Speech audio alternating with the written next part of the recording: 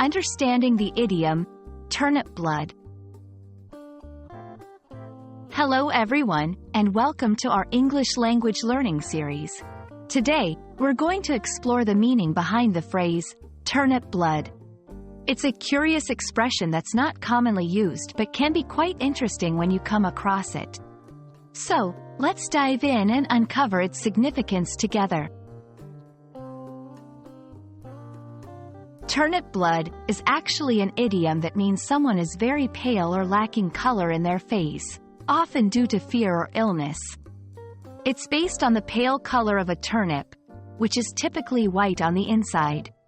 The phrase is quite old and not used very frequently in modern English, but it's a vivid expression that can add flavor to your language skills.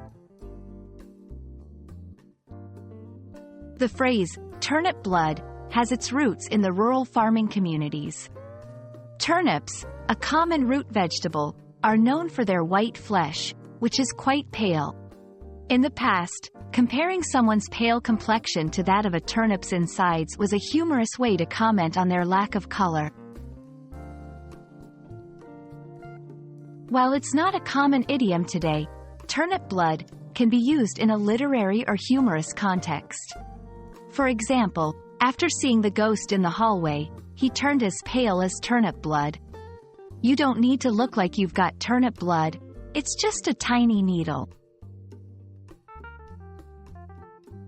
We hope this explanation sheds some light on the idiom, turnip blood, for you. It's always fun to learn about expressions that aren't in everyday use but can still pop up in literature or in conversations with English speakers from different regions. Until next time, keep learning and don't be afraid to add some color to your language. Goodbye for now.